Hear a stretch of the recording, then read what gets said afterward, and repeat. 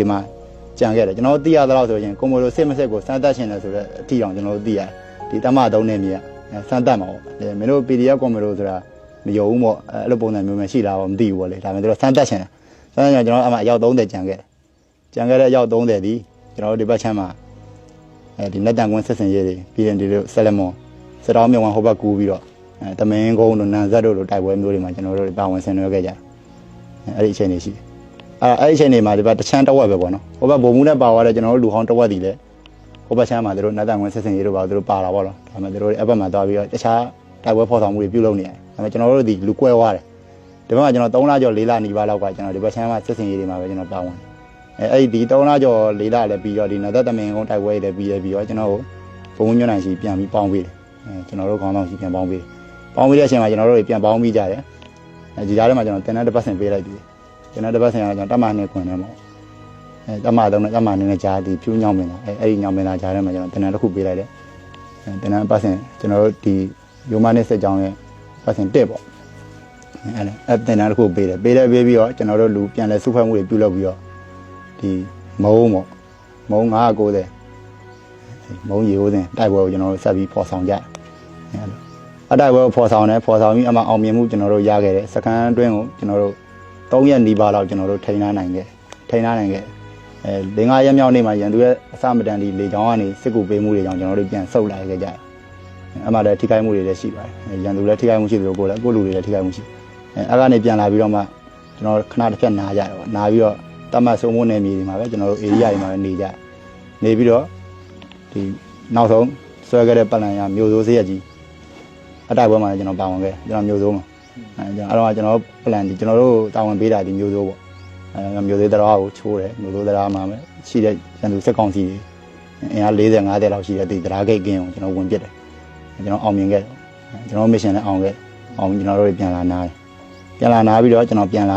ာပြီးနောက်ပိုင်းမှာတော့ဒီအခုနောက်ကုန်းထိပ်မှာလည်းမထင်မှပဲကျွန်တော်တို့အဲ့မှာဖာပုံတက်မယ်ပေါ့နော်စစ်စင်ရဖာပုံအတွက်ပြန်ခေါ်တော့ကျွန်တော်ပြန်လာက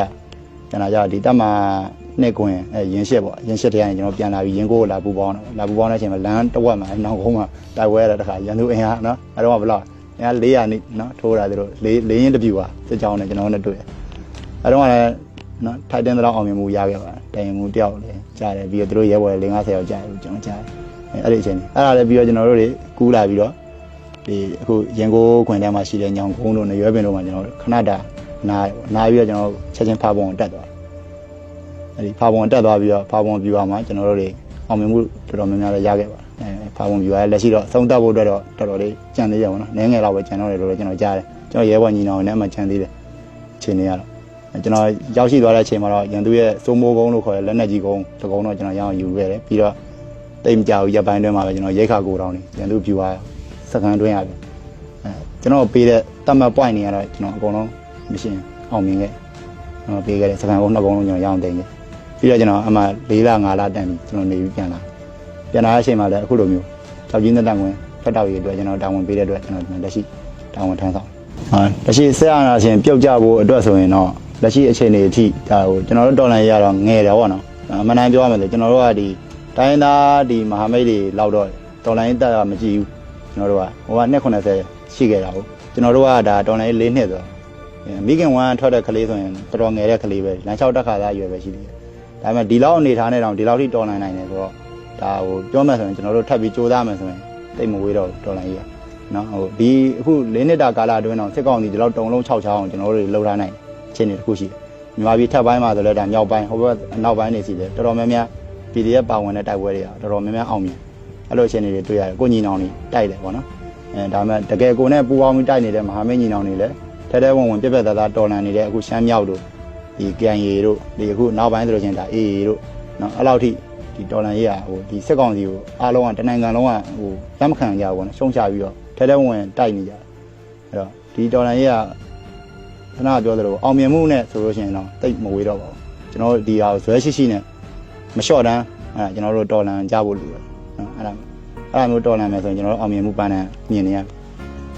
လက်ရှိအချိန်ထိဒီတော်လှန်ရေး၄နှစ်တာအတွင်းပေါ့နော်ပြည်တွင်းပြည်ပပေါ့ကျွန်တော်တို့အကူညီနေကြတဲ့ဒီအခုကိုညီကိုမောင်နှမမိဘရွှေမျိုးတွေပေါ့နော်ဒီလိုလူတွေရဲ့ထောက်ပံ့မှုကြောင့်လည်းကျွန်တော်တို့ဒီတော်လှန်ရေးကဘယ်လောက်အသက်ရှည်တာ ကျွန်တော်တို့ရဲ့နှလုံးသားဒီဒါအမှန်တိုင်းပြောရရင်ပြည်သူရဲ့မေတ္တာပဲပြည်သူရဲ့ယုံကြည်မှုပဲပြည်သူယုံကြည်မှုမှကျွန်တော်တို့ဒီဒေါ်လာရဲ့အောင်ပြည်သူယုံကြည်မှုမရှိအောင်လုပ်တဲ့ဘယ်ဖွဲ့စည်းမဆိုကြချုံးပါနော်အဲ့လိုကြမရှုံးမှုမဖြစ်အောင်ပြည်သူယုံကြည်မှုရရှိအောင်ကျွန်တော်တို့ကပြည်သူသားကောင်းတွေအနေနဲ့ကျွန်တော်တို့ဒီအခုသူတို့ဆွဆွဲသလိုပေါ့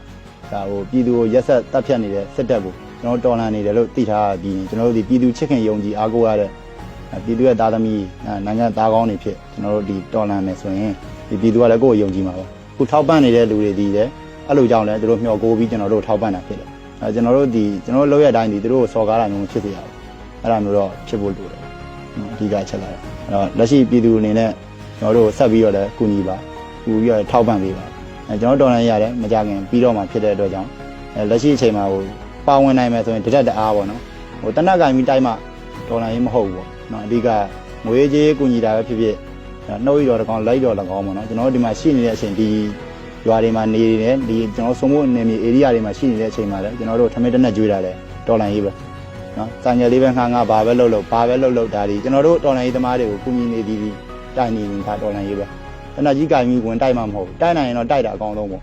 အဲ့တော့ကိုလည်းခြေကောင်းလက်ကောင်းပဲလေနော်အရွယ်ကောင်းခြေကောင်းလက်ကောင်းဒီလိုအခွင့်အရေးကောင်းနဲ့ကြုံတွေ့နေတဲ့အချိန်မှာ